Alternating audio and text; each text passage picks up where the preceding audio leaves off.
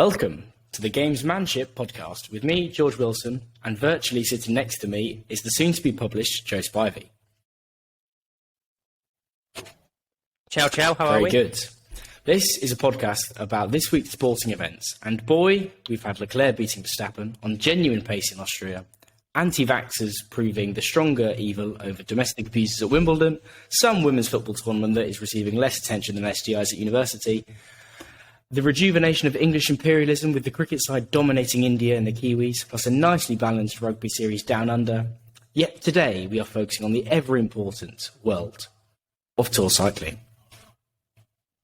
Yeah, it's the Tour de France, mate. It's the one that, like, it's the one that the sort of 17-year-old, even like the 17-year-old misguided girl from the Cotswolds even like tunes into, because it's just so important. It goes across societies. It's absolutely, it's immense. It's magnificent. I mean, the words good and cycling do strike one occasionally as oxymoronic, because, you know, not many people watch cycling and stuff. So I'm going to explain how frankly brilliant the first 9 stages of the Tour de France have been. So I've got sort of 5 moments that I think define the race. I don't think it would be arrogant to say that they define the race. So you had the opening time trial, which was piss wet through for everybody in Copenhagen, 15 kilometres, and effectively everybody misread the forecast. Misread the forecast greatly, so that all the GC riders that were meant to be going out in reasonable conditions ended up going out in what was effectively a light tsunami. So it was absolutely horrendous. So you had Tadej Pogacar, who is just winning races for fun and has been for about 2 or 3 years. He went out in awful conditions. Roglic, who is his only, we thought was his only rival at the start of the Tour, he went out in awful conditions. Jonas Vingegaard from the same team also went out in awful conditions, and it was just a complete shit show. But the interesting point was, all of there was about a sort of a 10-15 minute period where all of the top riders were out, and Wout van Aert was the last to go and took took the lead by about 5 or 6 seconds, and that was where the entirety of the continent of Europe basically tuned out, because it was like, well, everybody who comes afterwards is, you know, a nobody, and that's it basically. But what we didn't foresee was the conditions changing pretty dramatically, and Quick-Step's Yves Lampaert, that's a perfectly serviceable Belgian accent for those wondering, Yves Lampaert, came through and won the thing, because as soon as Wout van Aert crossed the line, I don't know about you, George, but I was on Pornhub looking at sort of Wout van Aert compilations and looking at sexy rouleurs in my area. It was over, and then all of a sudden this Belgian boomer comes through and just takes it. So that's my first top moment, which was ridiculous. So yeah, time trials. Yeah, I know there are a few critics of time trials opening the Tour de France and stuff, and I know you've had some harsh words to say on them. Yes, but, I'm weighing in. I don't know. Go. You know, I am a critic of effectively giving Pogacar a head start on his less gifted TT rivals. But by the by, it was a fantastic first stage. Unknown, but massively unexpected winner. Wout van Aert setting up what is effectively the first 9 stages are Wout van Aert cycling is did. They are, yeah. Effectively, yeah. Just going around being like, look, lads, I'm better than you. I'm just better than you at this. Yeah. Fuck up. Yeah, pants were round ankles for 8 days. Pants were firmly round ankles. Exactly. Yeah. So yeah, that's effectively how the first 9 days have gone to an extent. Another point of order. I think it was maybe stage 2 or 3. Because over in the Anglosphere, there has been great debate on whether Quick-Step should have taken Fabio Jakobsen or Mark Cavendish, who are this. Because for those who don't know, George, of course, you know, with your great knowledge of professional cycling, you're aware of this, and I'm boring you. But the first week of the Tour de France is characterised by long-ish flat stages, trepidation to the max, hay bales are hit, lampposts are tagged, civilians are in danger. and effectively what you get is, about a quarter of the GC riders are out of the running because they've eaten tarmac basically, and so what you tend to have is half the peloton are a team of who have a sprinter who want to win some of those flat stages, and half are just trying to get by without losing an arm. So the opening stages, I think, you had, frankly, another point of order, frankly, a sorrowful breakaway. So you had like 2 to 3 rudimentary French blokes and Magnus Cort Nielsen, who just happens to be Danish, in the breakaway. So that just sold it from the start that they were never ever going to make it. So again, everybody switched off and sort of returned to it at sort of 2:30 and stuff. But the thing I don't get is, for 80% of the teams, or especially those lower teams that get in on an invite, the only reason they are there is to show off the sponsors. So the easiest way to show off a sponsor is just to be in the breakaway all day, because half the TV coverage is on breakaways, and yet there have been multiple days on this tour where there's just been one bloke just like pedalling up the road, whereas B&B hotels could be selling weekends in the Algarve for free. Arkea Samsic could be selling credit cards, whatever the hell they do, and Direct Energy could be selling gas. It's just free advertising to get in the break, and yet nobody's ever been up there, and it's just been awful. But anyway, Fabio Jakobsen, who was picked over Mark Cavendish to go to the Tour de France, which I still think was a bit of a shocking call, given that Mark is just 2 stages away from cycling infamy, by having won the most Tour de France stages in history. So that would have been nice to have taken. Until Wout van Aert wins 150. Yeah, that's true. Until Wout van Aert stays for the best part of a quarter of a century and wins 4 a year. And I think the current record is like 31 or something stupid like that, and Cav is on 29. I mean, that's a week's work for Wout, or a tour's work for Wout. Yeah. Exactly. So Jakobsen, I think Jakobsen took stage 3 by the barest of margins. Yeah. And then it was 2, wasn't it? It was 2, wasn't it? For Jakobsen. He might. Yeah. And Groenewegen took 1 as well, whom I backed the day before, and Groenewegen took 1, Jakobsen took 1, Wout eventually took 1, Mr. Second Place, who he was starting to be called because he was second, but 4 or 5 days in a row took 1, and then we get to stage 4, which was the most monstrous display of wattage I have ever seen in my life, because you've just got Wout van Aert, who takes 2 of his teammates to pace, Tadej Benoot gets his tongue out, does it well, Nathan van Hooijdonk did a big turn as well for him, and then Wout van Aert just suddenly goes, do you know what, I've got about 3 more gears, and just rides off, and just rides off to victory, does the sort of winged Red Bull thing. Max Verstappen and Christian Horner are loving it, and takes the victory in yellow. It's gorgeous, it's brilliant. Jumbo-Visma, everybody's got hard-ons, it's fantastic. And then we go to the hills. And before we finish that stage, we also do get Philipsen crossing the line, going, boys, we won it, boys. We do. God, I'd forgotten about that. Yeah, how on earth he wasn't like he's on that much tramadol that he can't even hear his race radio, and it's like, we're sprinting for second, boys. No, we're sprinting for first. This is it. Did he not wonder why everybody was doing 300 watts less than they usually do? And it was the proper like Ronaldo, like he was like, showing the sponsors and stuff, getting the biceps out. Yeah, it was even just odd, bizarre. For me, in a word. For me, it was easily the most impressive part of this first week when Wout's, he's in that group. He's got Pidcock, Yates, Thomas, all the top GC candidates, and he just turns around and goes, "Boys, any danger we actually do some cycling?" Yes, just boys. Literally gets up and fucks off, and then just does it for 10k by himself.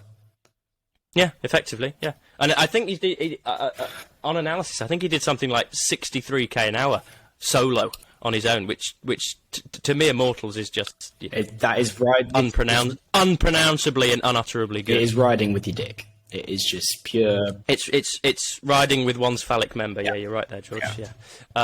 And then very interestingly, we do the Planche de Belfi.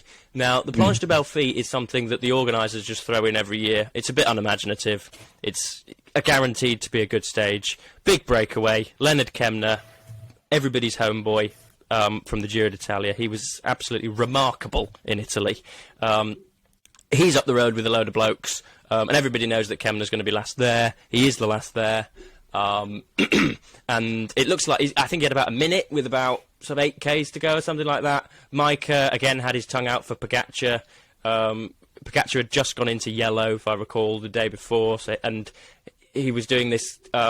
His mother-in-law died of cancer a few weeks ago, something like that. So he's just set up a foundation. He had fancy shoes on. He was in yellow. Half of his lineage was on the finish line. So it was clear that Tadej wanted to win.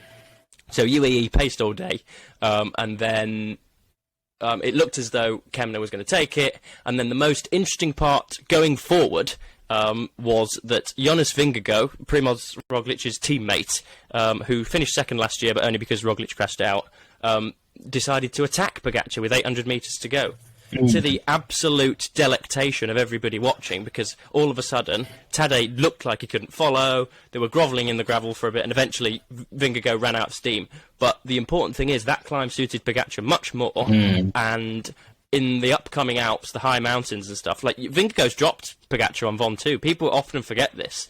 Like at the end of week 1 last year, Pogacar had 5 minutes 32 on everybody, and he won the Tour by about 5:15 or something like that. So Vingegaard actually took 20 seconds out of him in the next fortnight, and Vingegaard's only 35 adrift now. So, do the maths, boys. 10 seconds. This thing's going to be a nail-biter, potentially. It's on. It is on. Well, I think it's on, George. George, it's on. Yeah. We need to. The first thing we need to do is put Tadej Pogacar in the barriers. That's not inciting violence. No, it's just not. put him in the. No, just put him in the barriers. Just have a nice, safe crash. I want all his carbon to fold from underneath him, and he just fall onto another hay bale. Someone give him it's COVID. A nice soft landing. Just give him COVID. Yeah, just cough on the man. Yeah. Just send in an Eastern European hooker with COVID and just fill him up. Yeah. Just get him infected. Yeah. It'd be beautiful. And then that'd be great. What a race we'd have if Tadej Pogacar was, suddenly adrift or suddenly unconscious for multiple days. But that's that's probably libelous. But apologies there. Yeah, that's pretty poor. It's pretty poor. Pretty offside, George. Come on. But we skipped over Simon Clark. Simon. Yeah, that was a great stage, to be fair. Yeah, he's done well. Peloton. Yeah, he is, yeah. And he was like, he didn't have a contract until like January or something stupid like that. Everybody thought they'd seen the last of Simon Clark. No, they had not. But I think, it was very nice to see him win. I think that was the most, laborious sprint I've ever seen from anybody. It was so clear that it was like they'd done 200 and odd K or whatever on cobbles. It was like me and you after about 19 pints down at pick your pub. Yeah. We'd just done a pub run, and then we'd picked up 2 BMXs from a bike shed. Yeah. And it was like, right, race you to the bin, boys. That was what it was. It was. I mean, I've quite hard to watch. I rewatched the highlights today, and what was Paulus doing? He went at 700 metres to go, and then conks out with about 400 metres to go. Yeah, well, his only hope, because he's a raw time trial. Well, not a raw time trialist, but he's a rouleur, so he's got no sprint on him. Even though anybody wouldn't have a sprint on them at the end of that stage. But yeah, he went very early, and it looked like he might pay off. But then Taco van der Hoorn, the cleverest rider in the bunch, I think he's Dutch or something like that. It must be Taco van der Hoorn. He rode very smartly, and it looked as though he was going to do it. He's an absolute breakaway merchant to the max. He's been the last man at Milan San Remo, and has been in breaks at Paris-Roubaix. He's a proper breakaway merchant. Loves a 7 or 8 man group, and it looked as though he'd ridden very efficiently and was going to outsprint Clark, but he just didn't do it at the last minute. And it was just, like I say, it was the most laborious thing I've ever seen. It was both hard to watch and delectable to watch as well. It was quite odd. But main conclusion now being that the Australians can go home. You've won your stake. Caleb Ewan, just go and shag the podium girls. Off your chop. You've had your moment in the sun. Fuck off. Yeah, and then what else has happened? Oh, Thibaut Pinot was hit in the face. Have you seen this, George? Have you heard about this? I have. I've seen this. Stop for a drink. A Trek Swan was handing a feed bag to obviously one of his riders, and Pinot just happened to be the cheese in the sandwich, and as he goes to hand him the feed bag, Pinot cops a load of fist, and ends up on the side in somebody's hand. Yeah, cops a load of fist. Good one, that, isn't it? Yeah. Pinot Definitely a bit in that. Yeah. That was actually the title on L'Equipe Sport the next day. Pinot caught fisted. Yeah. So yeah, he got up and then was in the breakaway yesterday, and did a mighty good job. But apart from that, I think what else has happened? It's been a onto Youngles. Yeah, Bobby Youngles. Yeah, that was very good. Attacked with 60k to go, logically, because that's that's just what you do, isn't it? 40 miles to go. Oh, I'll go alone. Then Pinot countered, if you can call it a counter, and got to win within about 20 seconds of him. And like the French had their legs wide open. It was magnificent. Everybody was moist. And then all of a sudden, Pinot just couldn't do it, and was eventually caught by, I think it was Verona and Castroviejo, his other breakaway counterparts, later on. And Youngles took the stage. And very odd riding style, Bob Youngles. I don't think he's had a bike fit, because his elbows are out. He could have won the stage by about 20 minutes if he'd have just tucked those arms in. But yeah, that's a story for another day. But yeah, it was nice to see him win. And then it was in the GC sprint, it was Vingegaard and Pogacar again dueling. Yeah. They were basically pretty equal. So I am absolutely ensorcelled by this next 2 weeks, George. Ensorcelled. For all of you playing Joe Spivey vocabulary bingo, ensorcelled is worth double points this afternoon. Ensorcelled towards these next 2 weeks, because it's going to be fab. It's going to be great. I think Vingegaard's going to take it to Pogacar. Roglic is going to realise that he's got to play second fiddle, and Jonas Vingegaard's going to win the Tour. There you go, boys. Safety, heard it here first. Well, you didn't put your money on that, did you? No, I didn't. I put it on useless cartel Colombian Martinez, who I've since found out, to my chagrin, today, lost a quarter of an hour yesterday. 15 whole minutes. I don't know how. I don't know what he was doing. I don't know whether he lost his legs. I don't know whether his bike broke. I don't know whether, there was some white stuff on the side of the road and he had to investigate. I don't know what on earth was going on, but he lost a hell shitload of time. And he just, I don't want to talk about it, George, because, you don't want to see a grown man cry. But, yeah, frankly, I'm gutted for the man. I'm gutted for myself, my community. I've let my family down. He's let his family down. I've let you down, George. I've let everybody down. Oh, and also a word. I've really led you up the garden path with that Movistar best team thing. By the way, they're not going to win that, mate. I'm sorry, boy. Well, yeah, 'cause you didn't even know what we were betting on, did you? What do you mean? Well, it's not the overall team. It's the first 3 riders from each team over the line that count for that round. Is it 3? I thought it was the whole squad. No, just 3. Oh, it's 3. Oh, God, I'm such a charlatan, aren't I? Yeah. First, I go for Danny Martinez, who chips 15 minutes and can't time trial to save his life. But the signs were there. Movistar win this shit every year, and now all of a sudden they've decided to be clean and not dope, and all of a sudden, and they've come to the realization that they're bog standard. And Danny Martinez, who could have won the Giro d'Italia last year when Bernal won it, was up there in Liège with Pogacar. He was the man. I don't know what to say, George. I'm at a loss. Frankly, I'm at a loss. But there we are. Well, speaking of Tour teams, I think that because Tour cycling is dying in interest.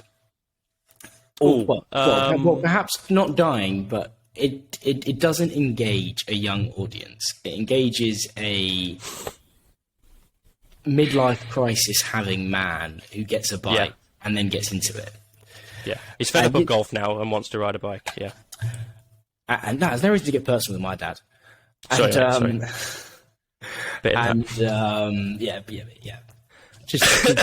Just a touch, but it's just my own golfing inadequacy that's coming to the fore. That's all it is, mate. That's all it is. George has a very incriminating video of me slashing at some turf. We're not going to go into it. Yeah. Well, I'm just thinking about ways of engaging a more youthful audience. And to me, on the outside, there's 2 big teams here. There's Ineos Grenadiers, Jumbo-Visma. Okay. And I don't quite understand why a potential rivalry around not just the GC, but in Formula One, it's the manufacturers. I don't understand why that isn't made more of the team contest. because let's face it, only one team can have Pogacar. Yeah, you can only have one Pogacar. Pogacar is himself unique. Yeah. If we go through previous tours, how many have been really, really close? Pogacar's first one, where he won it effectively on the final time trial from Roglic, that was close. Yeah. But I look back, and when Froome was winning all of his, it was serious Lewis Hamilton, Mercedes 2014, 15, 16 vibes. Yeah, absolutely. Yeah. Geraint Thomas, he won his big.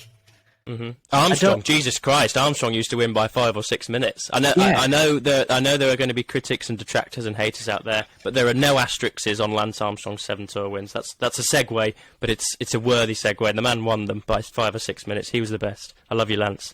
But he'll be on the pod next week. So it needs to find ways to engage in this audience, and I don't understand why the team battle isn't made more of.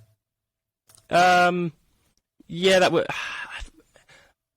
It's whether it's never been a thing. So for starters, in 1920, when everybody used to hop on trains and sort of attach cork to string and attach the string to cars in order to win, basically it was cheat deluxe when you were, in the 1920s and stuff.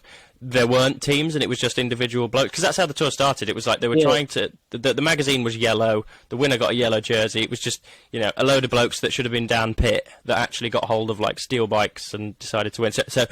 And cycling is a very traditional sport, so if you haven't done something for 50 years, why would you do it now? So if you were to invent road cycling today, you would probably have a Constructors' Championship, absolutely.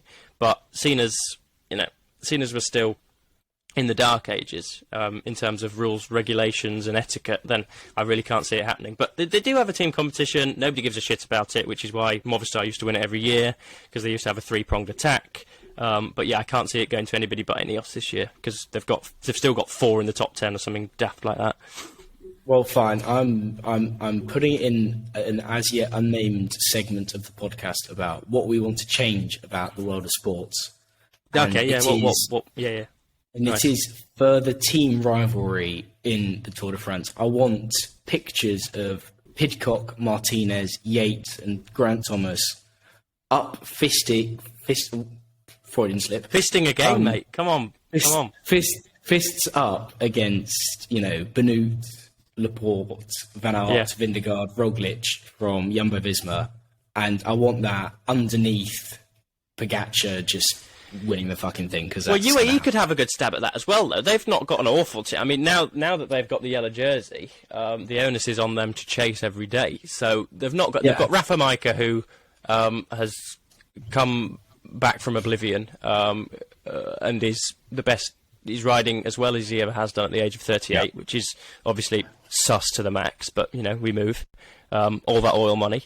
You've got George Bennett, who went from Jumbo-Visma to UAE, who's basically just, a small Sepkus. You've got, who the hell have they got? You've got Trentin, who unfortunately got COVID one day before. That's another thing as well. Every rest day, they're testing the entire peloton for COVID. So, it's not beyond the realms that we could lose. I'm hearing on the hearing through the grapevine that nobody has tested positive today, because it's the first proper rest day today. Nobody has tested positive today, so we've got a full squad, full peloton for tomorrow. But it's not like I say. Let's hashtag infect Tadej. Yeah, absolutely. Yeah, because this podcast is inevitably going. It's going broad, mate. It's going broad. The lobbying power we will have over international sporting bodies will be... The geopolitical umph of our words carry weight, mate. They do carry weight. Yeah. FIFA's going to be put in the bin once we get on top. Oh, the UCI. Yeah, Christian Prudhomme is shuddering in his chalet right now because of the words we're speaking. He's got his little translate on. Yeah, and it's going to get done. It's going to get done. We're going to have team rivalries. We're going to have individual rivalries. We're going to have rim brakes again. Fuck the disc. Yep. We're going to have deliberately wet stages. Yeah. Downhill wet sections. Yeah, we're going to do. Yeah, we're going to bring back doping. Hashtag dope to cope. No helmets. No helmets. No helmets. No, we're gonna. Style over safety. Aesthetics over efficiency and all this. Yeah. Oh, George, I can't wait, mate. This is profound. This is profound. Tops off cycling. Yeah. No sponsors. Yeah. Tops off. Know, no shoes. Why not? Why do we wear shoes? Let's just let's completely change the way let's completely change anthropological activity in all senses. Let's do it, mate. I'm with you every step of the way. Good. Well, wrapping up here, which I think is 25 minutes, a chunk. Mainly you were speaking, but that's fine. Most people are asleep now, mate. It's all right. It's fine. Most people have left the building, but Congratulations if you got this far. Yeah. Some drivel has come out of our mouths, but let's just have a small conversation about what's to come. So we got another 2 weeks of Tour de France, which is obviously going to be covered. Yep. In great depth.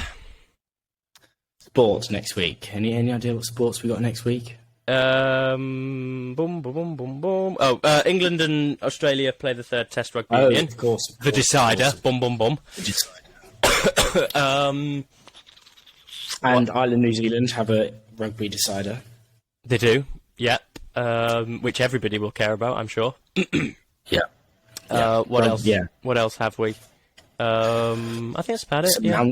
Mountains in the Tour. Mountains to climb. Oh, I do have a little thing to throw in, George. Do you remember when we were just in, name your pub? We were somewhere, and you were on your little betting app. Please be gamble aware. When the fun stops, stop. You were on you were on your betting app, and you picked obscure teams for me to guess and stuff. You asked me to guess what league they were in, or what sport they played and stuff like that. Yep. I've got 3 for you now. Oh, brilliant! I've got 3 for you now. So just give me 1 second. Let me type my passcode in. I'm not about that Face ID. Jeff's not looking at my face anytime soon. So there are 3.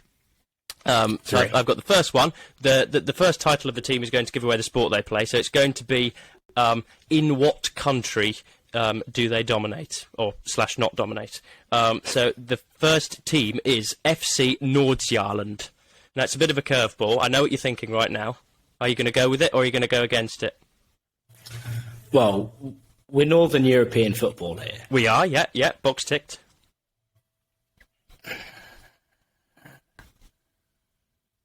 Iceland. Ooh, it's not bad. It's really not bad. It's Denmark. They are currently 100 to 1 to win the Superligaen next year.